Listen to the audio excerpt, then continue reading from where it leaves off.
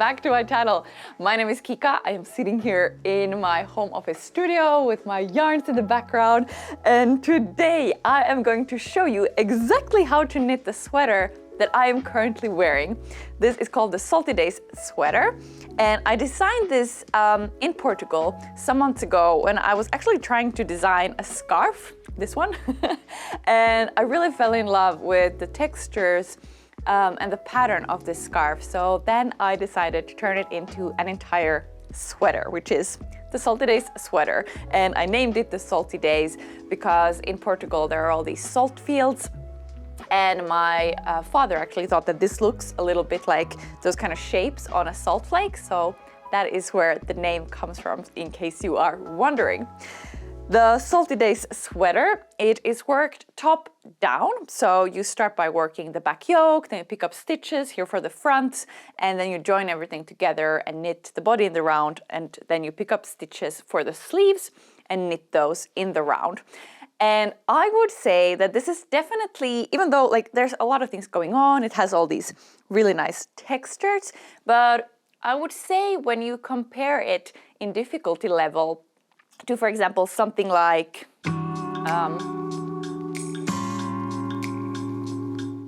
the Arctic light sweater that I have a full 3-part video tutorial here on YouTube, I would actually say that the Salty Day sweater is easier because here you have on each round, you have many different cables going on. So there's like a lot of things to keep in mind, as opposed to the Salty Day sweater, where you only have all these textures in sections. So it's very easy to focus on a particular stitch pattern per section. So I would say that this one is actually easier to tackle than the Arctic Light. So if you did the Arctic Light, you can definitely do this. And if you've knitted a few pieces, you're kind of comfortable with knit and your purls, then I think you can totally do this if you're up for a little bit of a challenge.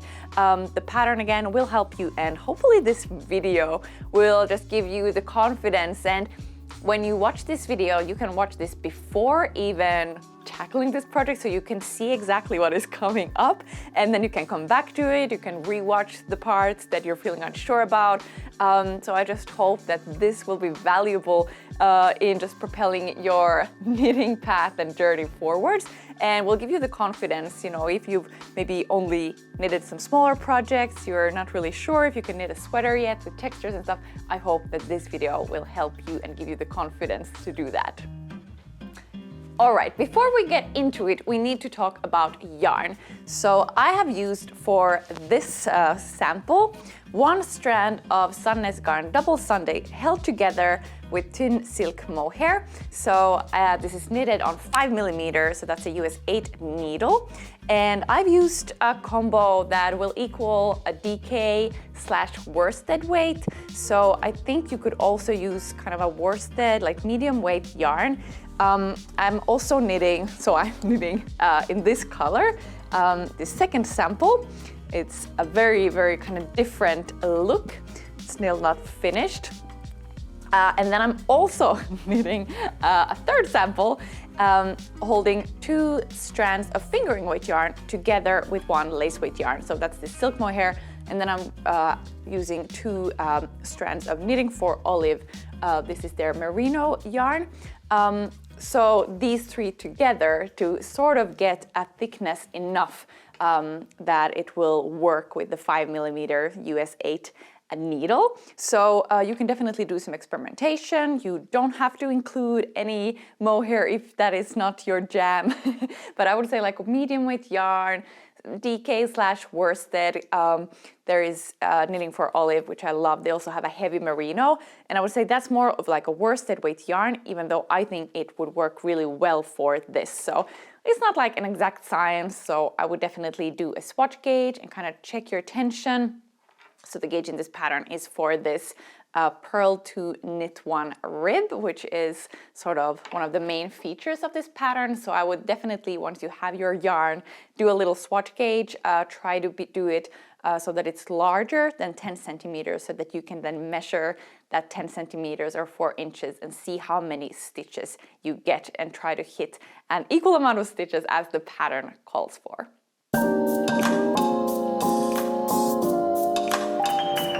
All right, before we begin, one thing you will need are these removable stitch markers. So the ones that you can sort of clip in, or there are different ones. So those you need. I definitely recommend printing out the pattern before beginning. I just love to have it like a print, even though sometimes, of course, that's not possible, but then it's good to maybe have it on your phone, somewhere stored, so you can access it easily, and you can make small notes and highlight things. I've tried to make the pattern really easily to follow, and also sometimes if it looks a little intimidating, like there's a lot of text, actually, when there is a lot of text, the reason is that I want to make it very clear and kind of explain why some things are done. So sometimes that will maybe look like there's a lot of text, but actually that is only to provide you as much information as you need to make it really clear. So don't be intimidated, even though it feels like, oh my God, this is really long. Hopefully that will just make it easier to follow. All right, without further ado, we are gonna start. So you need your 5mm US 8 needle. The ribs and the hems and the collar, those are worked with a 3mm US 2.5 needle. And in the pattern, you will see all the specifications for how everything you need for this.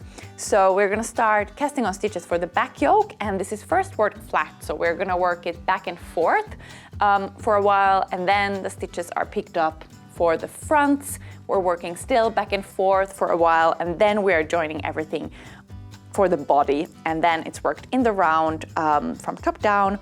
And in this one, I've used an Italian bind-off. You can totally use another bind-off as well. It's your choice. You decide exactly what you want to use. And then lastly, the sleeve stitches, or stitches for the sleeves, are picked up and they are worked in the round. So everything is seamless and everything is picked up and done as we go along from the top down. So yeah, let's get right into it.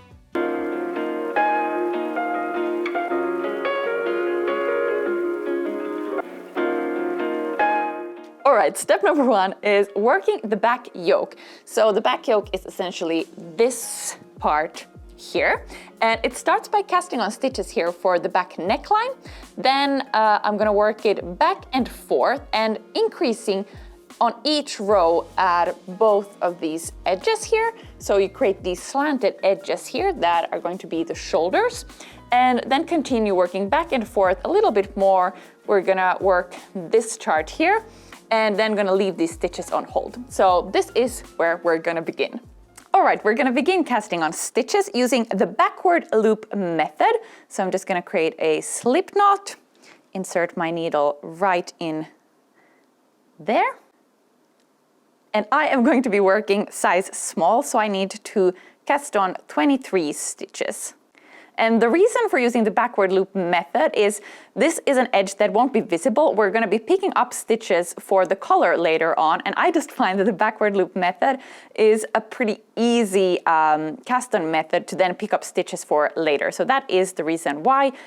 You're of course welcome to use another kind of stretchy cast on method if there is one that you prefer.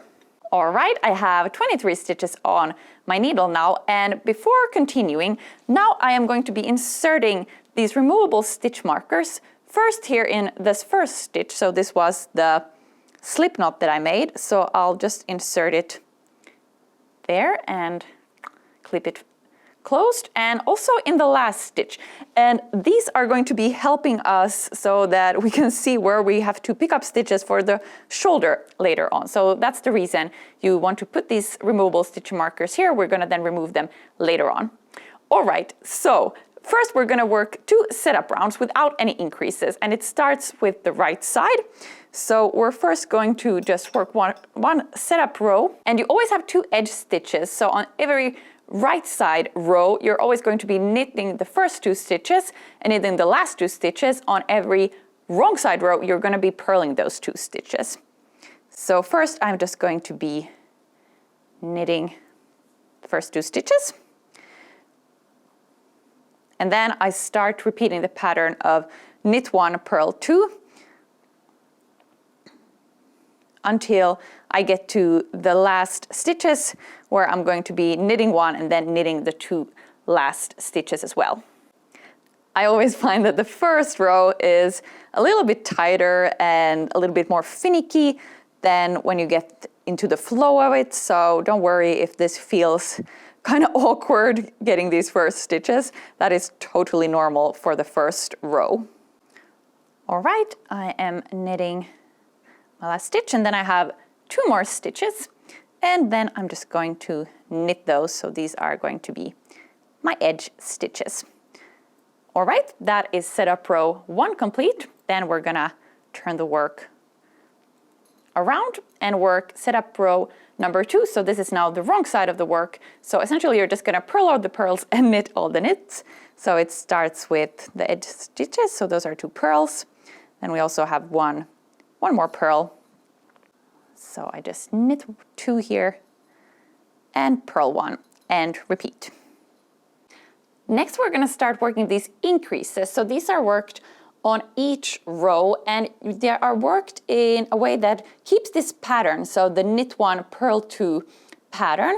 So we're always going to be either increasing purl-wise or knit-wise. So let's start doing that. All right, let's begin working our increases. So row 1 is on the right side. So first, just knit these 2 edge stitches. And next we're gonna make 1 left purl stitch. So for that, we're gonna locate this strand in here between the 2 stitches. So that strand, you want to use your left needle and go in from the front of that strand. And then we want to purl this now. And to do that, I just bring my yarn front, and now I'm going to purl it through the back loop, because if I would now just purl it normally, just like this, you see that there is this big hole appearing, and I don't want that. So instead, what I'm gonna do is I'm gonna go in here from the back of this strand. So bring my right needle here through the back. Don't know if you can see this, but I essentially bring it through here.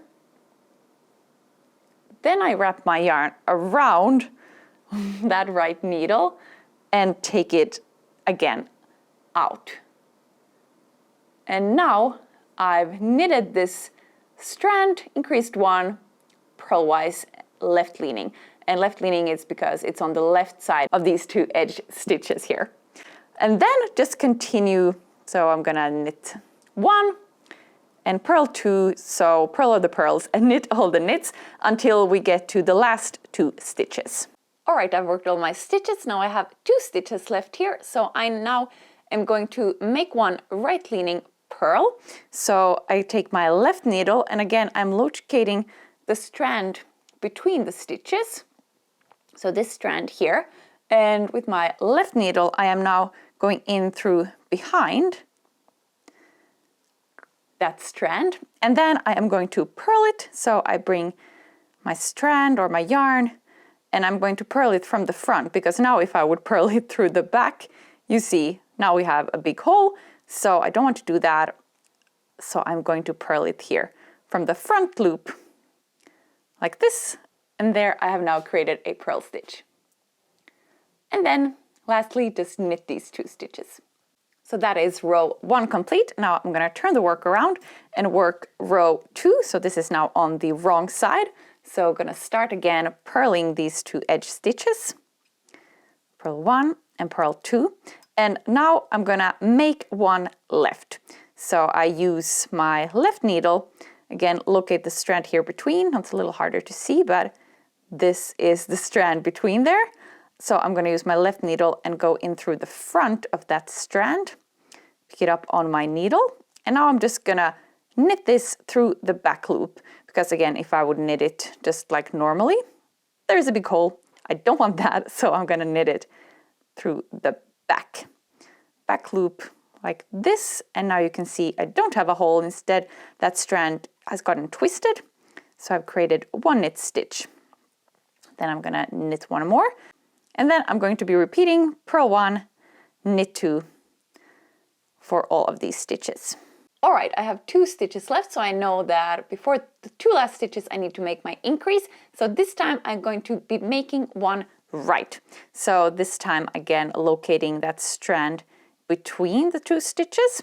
And this time I'm going to take my left needle and go in from the back of that stitch and then knit it from the front loop. So this is a little finicky sometimes, a little tight, but just gonna knit that one. So I have increased one on this edge as well. And then gonna be purling my edge stitches. Here now you can see I've worked a few more rows, so I'm always working the increases.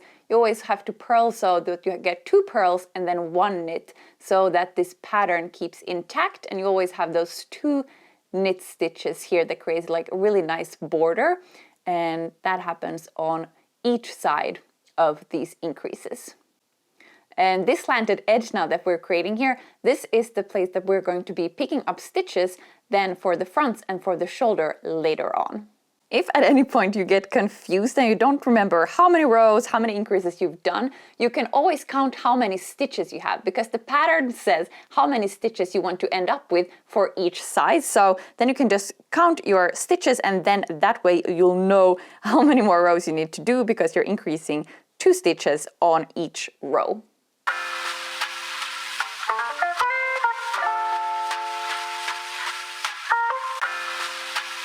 All right, I've now completed this first section. So next we're gonna be working this kind of band.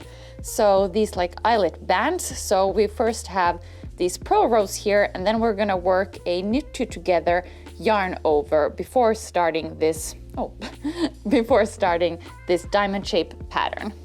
So now we've worked all the increases. So next we're not gonna work any increase anymore. And I'm gonna start on row 1, so you've ended up with the next row being a right side row. So for the row 1, you're just going to knit across all of the stitches without doing any increases. All right, that's my first row. Now I've knitted across all the stitches, then just gonna turn the work and work again a row of knit stitches, and that will create this purl bump row on the right side. All right, I've worked my second row of knits, then I turn it once more, and now you can really see that we've created this nice purl bump row. So row 3, knit to the end. So once again, just knit across all of the stitches. All right, that is row number 3 complete. And now I'm gonna turn the work around again. So we're gonna work on the wrong side for the yarn over knit 2 together stitch. So depending on what size you're working in, you might need to knit 1 stitch first. I'm working size small, so I don't need to do this. This depends if you have an even number or an uneven number of stitches. So some of the sizes have an even number and some uneven. So I'm going to knit 2 together like I would normally knit 1 stitch, but instead I knit 2 together. So I bring my needle through 2 stitches, wrap the yarn around and knit them 2 together. And that means I've decreased 1 stitches. So I am now going to do a yarn over. So just bring my working yarn over my right needle and behind. So I basically create this loop. So that means now I've decreased 1, but then I've increased 1. So the stitch count will remain the same. And then again, I knit these next 2 stitches together. And then I do a yarn over by taking my working yarn just from the front here, wrapping it around my right needle, and I've done 1 yarn over. And then I go through the entire work across all my stitches, and since I'm working size small, I will then have 1 stitch at the end that I need to just knit that 1 stitch. So I knit 2 together and do a yarn over every time I've knitted 2 stitches together to have the same stitch count. One tip when you're doing this, if it feels a little tight, is to really work your right needle. So you really kind of move that in the direction of the left needle, and then take all of these stitches to have them pretty close to the tips of your needle here. And that way it will make it a little bit smoother, as opposed to if you're very far down here and then you try to go in here, it's very difficult. But if you take everything pretty close to the tips of the needle and really move this one so it's kind of parallel to your left needle, I find at least that helps in doing these knit 2 togethers yarn overs. Next for row 5, we're just gonna knit across, and then we're gonna, for row 6, again just knit across, and for some of the sizes we do some decreases, and then we work 2 more rows of stockinette stitch before starting to work chart A. Alright, my camera battery died last night, so I am filming this the next day, and I've completed now this little eyelet section here, and then I worked 2 rows of stockinette stitch, so now I am ready to begin chart A.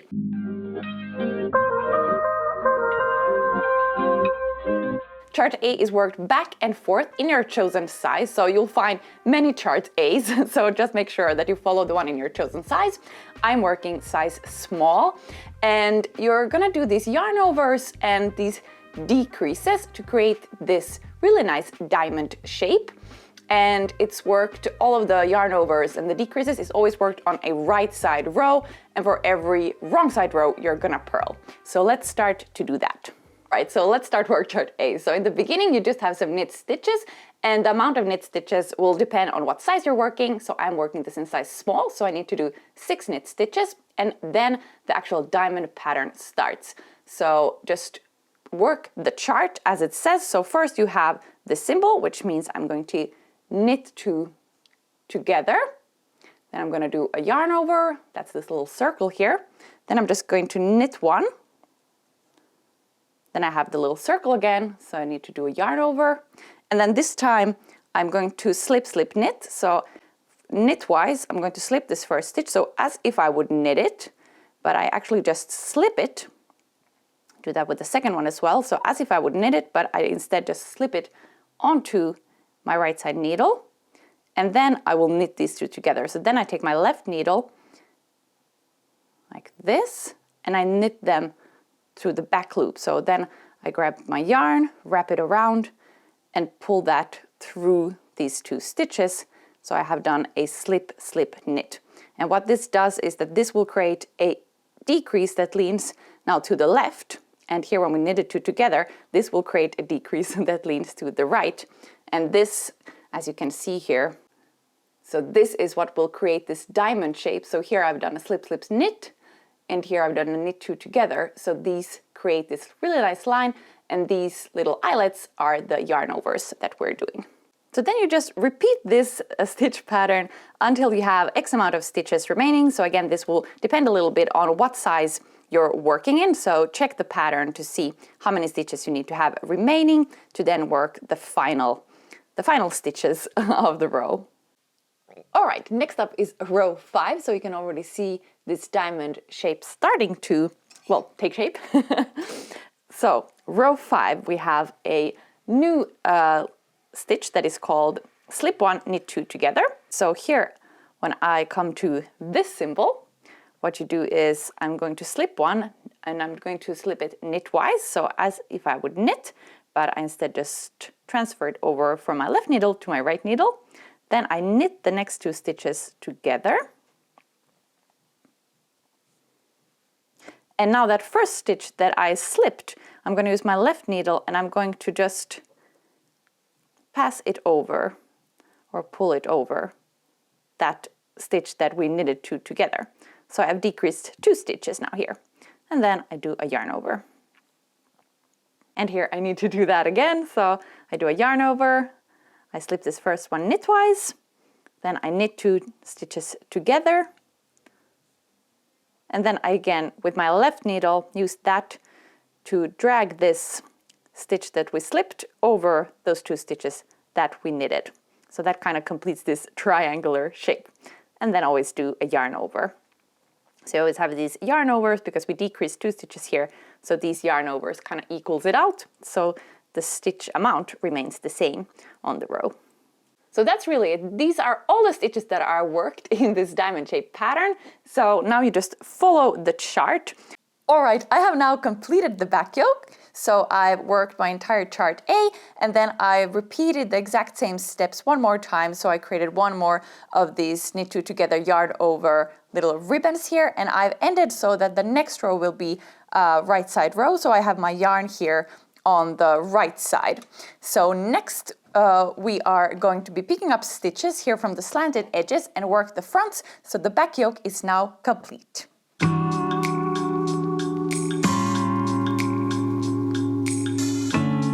All right, next we're gonna work the left front. So the left front is when you have the work in front of you with the right side facing you, and you have the neck on top, so that points upwards. And this is now my left side stitch marker. So I'm going to be picking up stitches in the direction from the stitch marker to the outer edge. And I popped my stitches here for the back on hold. So I have my needle that I can use the same needle. And you can go ahead and remove this stitch marker now and just make a note that this is where we're gonna start. And you can see there is this really nice line of knit stitches, and I really want to make sure that that stays visible. So I'm going to be picking up stitches here from the next sort of loop here. So these loops, so make sure that these V's stay visible. So I'm gonna start from here. So I insert my needle and I grab my yarn and start to pick up stitches, and I need to pick up 33 stitches.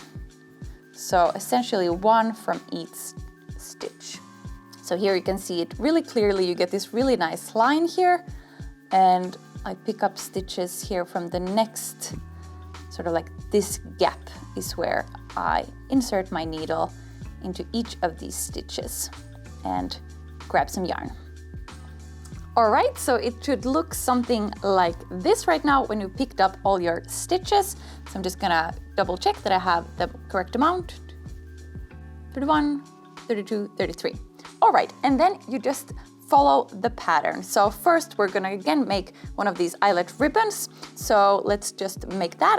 All right, this is what my left front looks like right now. So I've decreased here, I decreased 6 stitches all in all. And next we're gonna start to increase stitches here for the neckline. So we're gonna increase 6 all in all.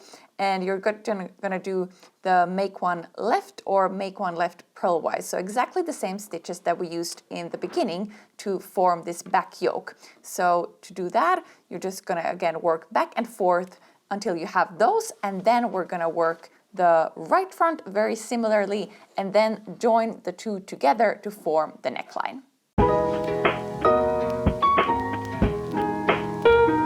All right, so for the right front, again, you're gonna have your right side facing you, and you're gonna start to pick up stitches here from the armhole, this time up until your right side stitch marker. Now here, I didn't place a marker. Actually, now when I think of it, that would be very smart to do, but you can kind of see, so I've worked size small, so on the last row, you have one row where you don't increase, so I'm gonna start to pick up stitches. Again, I want to have this really nice line of these knit stitches visible, and then I'm gonna start to insert my needle somewhere along here.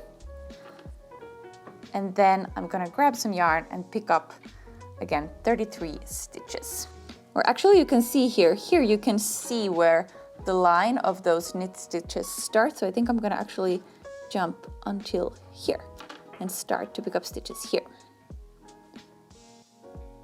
Now, if you're feeling unsure, you can also just start from your marker and just count down to the amount that you need to make sure that you get the right position where you start. And here you want to again check that you get this really nice line so that it mimics the one on the left side, and pick up stitches from, well, each row essentially you're gonna pick up stitches. All right, so I've now picked up 33 stitches here along the edge, so now I can go ahead and remove this marker. And then we're just gonna repeat exactly what we did on the left side.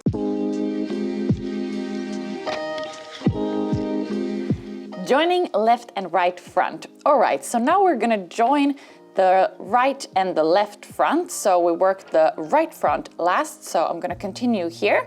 And first just work my stitches. So I'm now on the right side. So first I'm gonna work until the last 4 stitches of the right front. All right, so I'm at my last 4 stitches, and here is where it changes a little bit. So I'm still going to purl these 2 stitches, but then these last stitches, this one I am actually going to knit, but this last stitch I am going to be purling. So I'm gonna knit this one, and this last one I'm going to be purling. And after this, I'm going to be casting on now new stitches for the middle. So I'm going to use the backward loop method, and I'm going to be casting on 21 stitches. So check the pattern for the amount of stitches that you need for your size.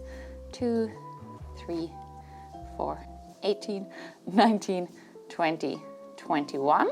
All right, so I've cast on my stitches for the middle there. And then I want to join now the stitches that I have on hold here for the left side. So first I need to transfer these stitches from this stitch wire onto the needle. All right, I have my working yarn, and then this first stitch I'm going to be purling that one, then I knit one, and then I just continue as established the pattern, purl 2 and knit 1 until the last 2 edge stitches, which I will then knit 2. All right, and that is row 1 complete. So I've now connected the right and the left front. So now it's just continue as is. So we're gonna turn the work and continue working the front. All right, I have worked now a few more rows here, and you can see really now we have this really nice neckline that is taking shape. And next we're just gonna mimic exactly what we did here on the back. So there's gonna be one more ribbon of these eyelets, and then we're gonna repeat chart A, and then one more of these eyelet ribbons, and then we're going to be joining everything together. So I will meet you back here. So now we're just gonna repeat, work as the pattern, and then we're gonna join everything together and start work it in the round.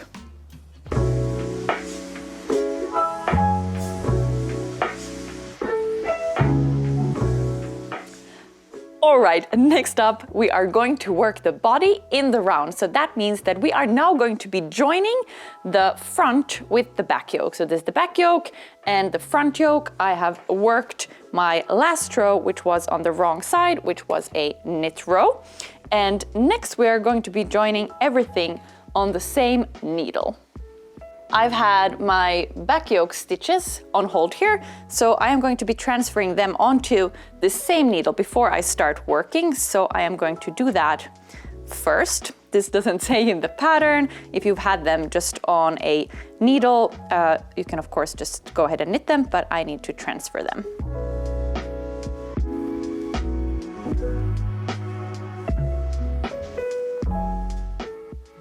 All right, that's done. All right, I have transferred all of my stitches for the back yoke onto the same needle. And next I am just gonna start to first work across, just knitting across all of the front yoke stitches.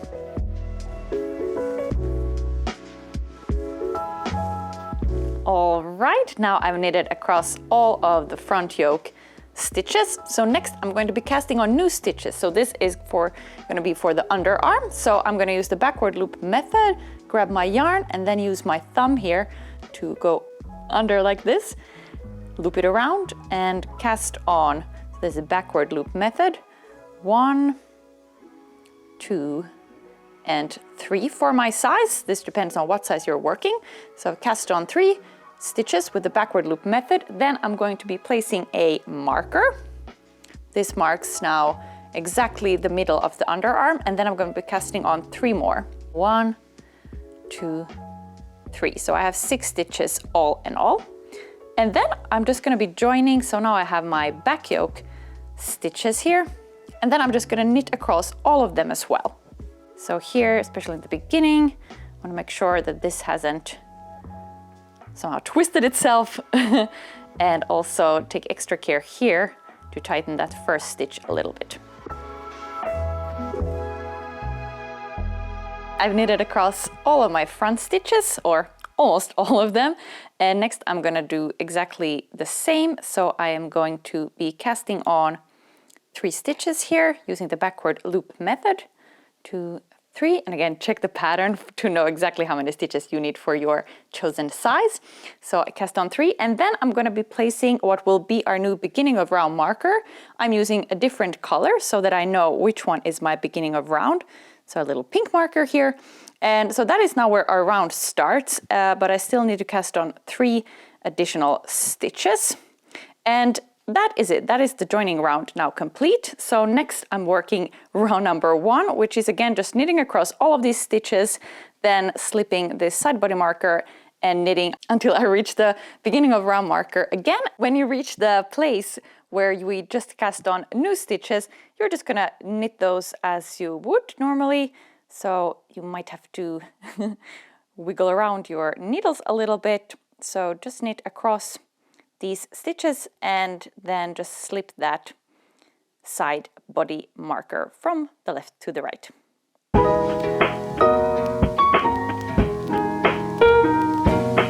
All right, I finished round 1, so I'm at my beginning of round marker, the BOR marker. So next I am going to start working according to chart B from the beginning of round marker. And this is to make sure that then chart B, which are these cables, that they just align symmetrically. So I'm going to start from here, and chart B starts with some purl stitches. So I'm just going to work chart B from stitches 1 to the end and then just start again. So just repeating that. All right, I've worked a few rounds of chart B. So next up I have round 3, where we have our left cross cable and the right cross cable. Comes the first time, so I will show you how to do those.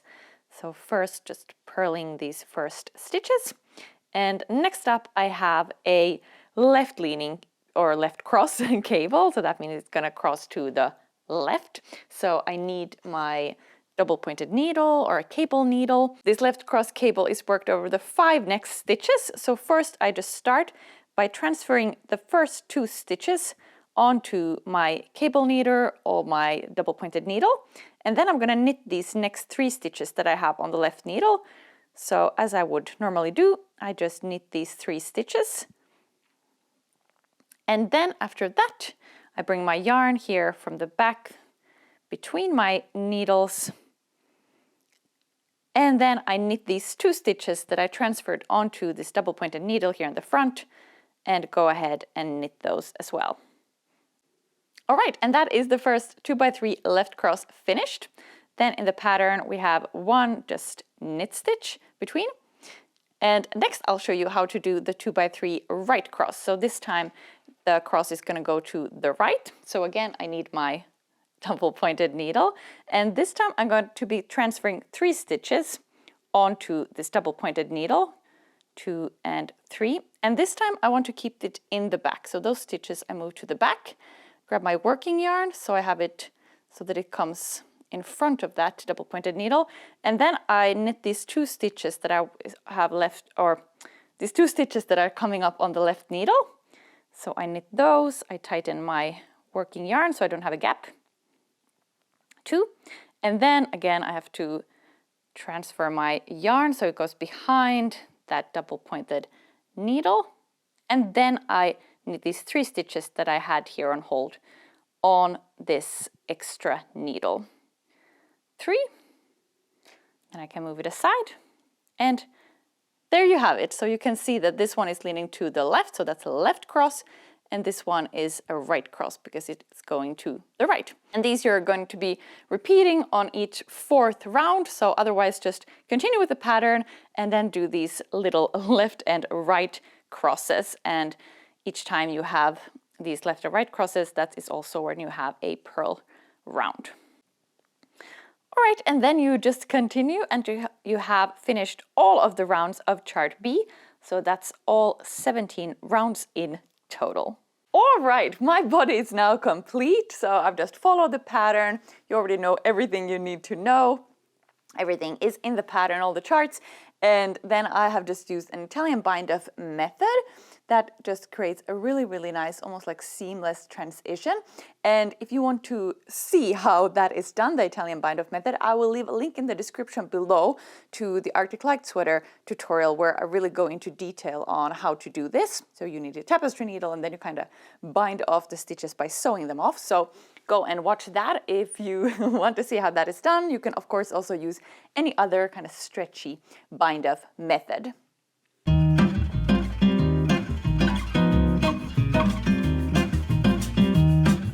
Next up, we are moving on to the sleeves. So we are next going to be picking up stitches for the sleeves, so from the armhole. And for this, I am going to be using this kind of cable. So this is much, much smaller in circumference. Check the pattern to see how many stitches you're going to be needing. I am knitting size small, so I need 69 stitches. Now, the pattern doesn't specify exactly how you're gonna, or how many stitches in between, or how you're gonna pick up these stitches. So I have a tip for you. So I need to pick up 69 stitches, and of course I want them to be as evenly distributed as possible around my armhole.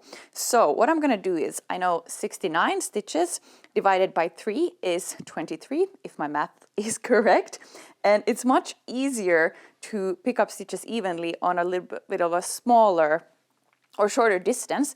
So I'm going to now be placing 3 stitch markers and divide this armhole into kind of 3 parts. So like that. So I have 3 equal parts, and now I know I only need to worry about picking up 23 stitches here evenly on each of these sections, which makes it a little bit easier, especially in a pattern like this where I haven't specified exactly how many stitches per row and stuff, just because the maths gets very complicated. So this is a good little trick. Of course, you could even do shorter distances if you would want to. All right, so I'm starting here. My first marker, that is exactly here in the middle of the underarm. Just gonna insert my needle and start to pick up my stitches. Make sure I have a bit of a tail here and wrap that yarn around my needle and bring it through. All right, so I need 23 until my first marker. 4, 5, 6. All right, so here I can kind of see I've done already 6, so I can kind of see I'm probably not gonna pick up a stitch from each of these rows, so I'm gonna skip a few. So maybe working 2 stitches in each row, skip 1,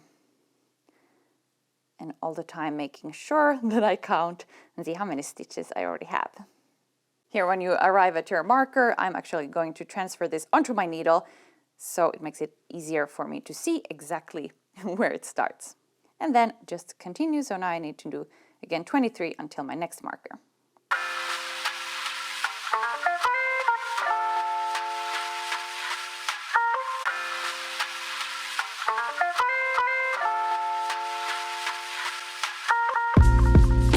All right, so I have now picked up all of the stitches I need, so I can now go ahead and remove these markers, and one of them I am going to be placing as my beginning round marker here to mark where the round changes. And first, just gonna start doing some knit 1 purl to rib, and we're gonna do that for a while, and then we have some decreases that I will show you next. And one little sort of heads up for the sleeves is that they might seem quite tight or look a little funny while you are doing this, but that is because when we then block this sweater and give it a soak, they are going to expand a lot in width. So even though it maybe looks a little funny, don't worry. Usually, or my experience has been with this sweater, that when you then block it, everything will smooth out and look really nice.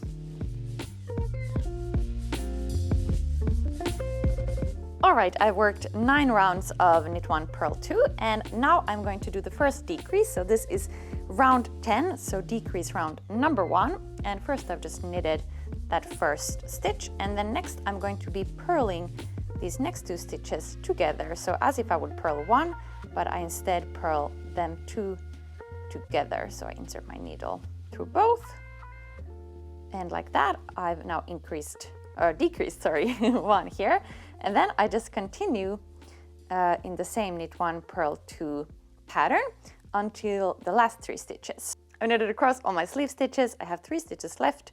Gonna knit that one, and these last 2 stitches are purl stitches, and I'm actually just going to purl these 2 together as I did in the beginning. You can also do an SSP, but I find that knitting or purling them together creates actually a more sort of invisible decrease, so that is what I am doing. All right, so that is decrease round number 1 complete. Next, gonna slip my marker and do round 11. So this is decrease round now number 2.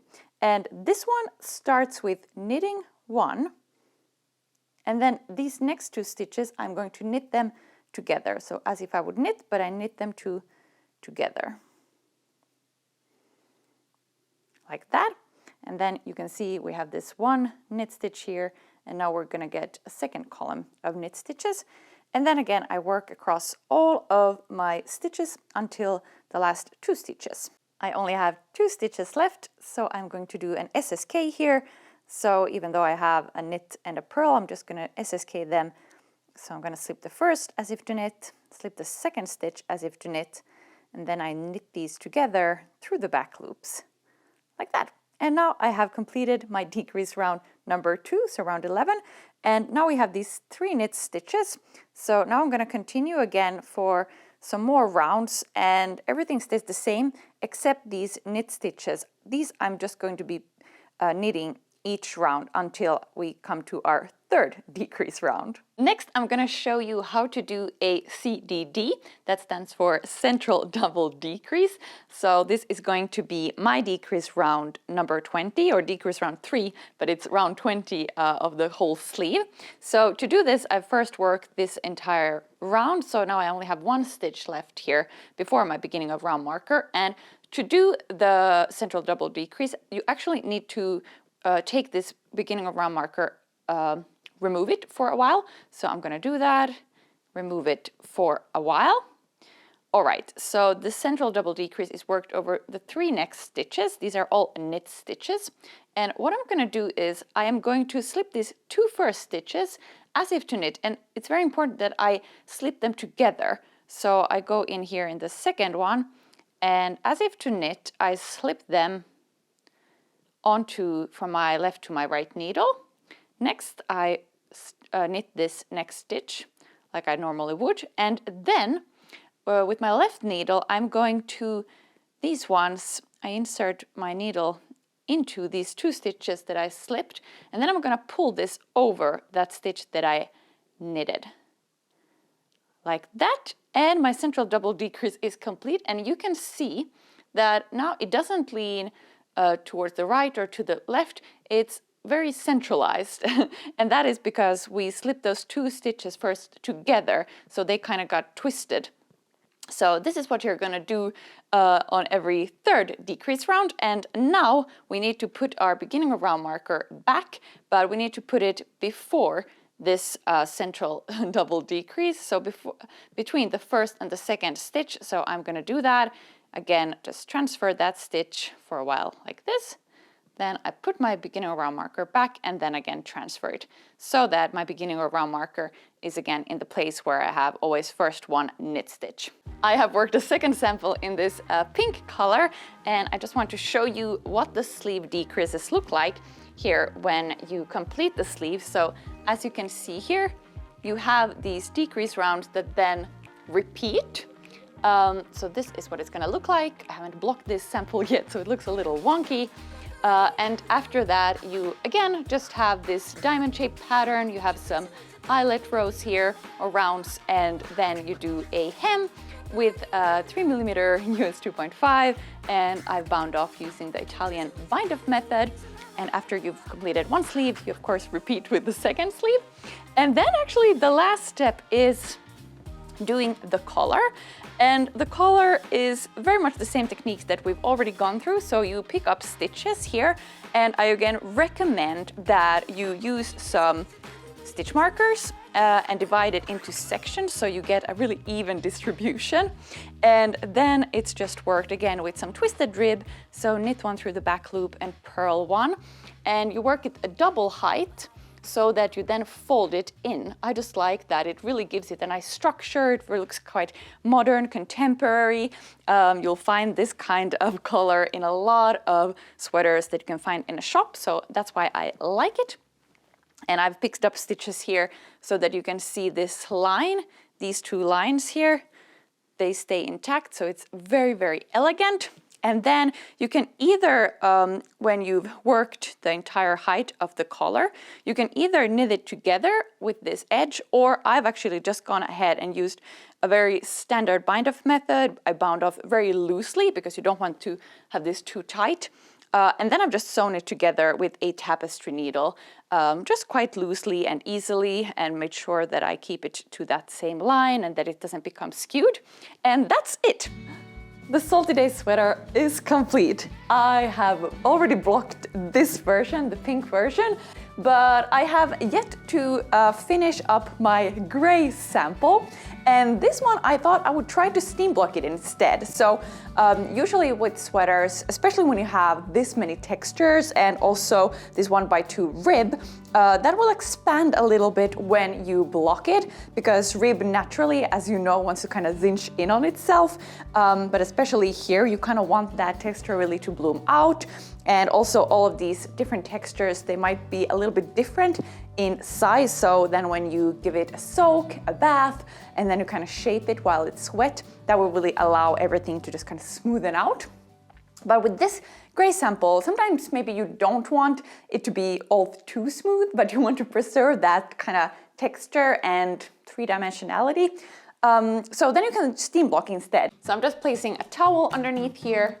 Then I am going to place the sweater on top here, and then I am going to place one of these damp kitchen towels on top, and then just press gently. And the point is that you want to generate steam, so that will